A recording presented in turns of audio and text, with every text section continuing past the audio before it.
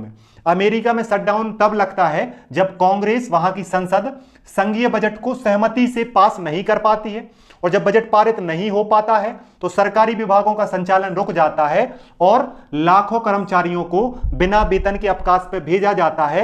यही कहलाता है गवर्नमेंट शटडाउन अमेरिका में। मतलब कि अगर केंद्र सरकार का बजट जो है वो पारित नहीं हो पाया, जिसकी वजह से विभागों का संचालन रुक जाएगा क्योंकि उनके आर्थिक संसाधन सीमित हो जाएंगे, इस वजह से पैसे को बचाने के लिए जिन विभागों के कर्मचारियों की जरूरत नहीं है उन्हें छुट्टी पर भेज दिया जाता है, और ये छुट्टी जो है उन्हें बिना सैलरी की दी जाती है, मतलब वेतन नहीं दिया जाएगा।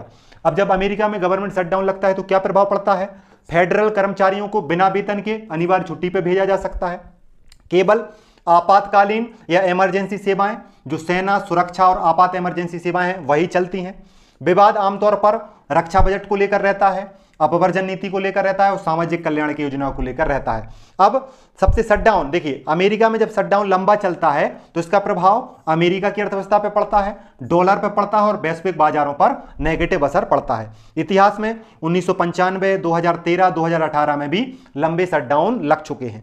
अगर आपसे कोई पूछे कि जब अमेरिका में शटडाउन लगता है तो उसका प्रभाव अमेरिका की सरकारी सेवाओं पर पड़ता है, उपभोक्ता खर्च घट जाता है, जीडीपी पर दबाव होता है। दुनिया की बात करें तो जब अमेरिका में गवर्नमेंट शटडाउन लगता है तो वित्तीय बाजार में अस्थिरता आ जाती है, निवेशकों का भरोसा कमजोर हो जाता है और डॉलर में उतार चढ़ाव देखा जाता है, जिसका प्रभाव भारत पर भी पड़ सकता है। इस वजह से हम इस वीडियो में अमेरिका के गवर्नमेंट शटडाउन की चर्चा कर रहे हैं। अब जानते हैं इतिहास में कब कब लगा है अमेरिका में। देखिए, अमेरिका में जो है सरकारी शटडाउन कोई नया घटनाक्रम नहीं है।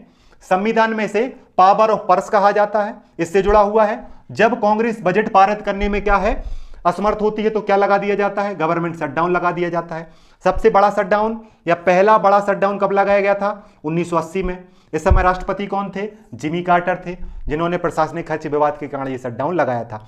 1995-96 में बिल क्लिंटन के समय जो है कांग्रेस की नीतियों और स्वास्थ्य सुधार को लेकर लगभग 21 दिनों का शटडाउन लगाया गया था। 2013 में बराक ओबामा के समय स्वास्थ्य योजना को लेकर जो विवाद चल रहा था उसको लेकर 16 दिनों का शटडाउन लगाया गया था। इसके पहले डोनाल्ड ट्रंप के पहले कार्यकाल में भी 2018-19 में अमेरिका के इतिहास का जो है सबसे लंबा शटडाउन 35 दिन का रहा है, वो भी डोनाल्ड ट्रंप के कार्यकाल में लगा था, और इस बार भी राष्ट्रपति डोनाल्ड ट्रंप ही हैं। पिछली बार 2018-19 में मैक्सिको बॉर्डर को जो लेकर जो विवाद था उसको लेकर जो है ये चीज हुई थी।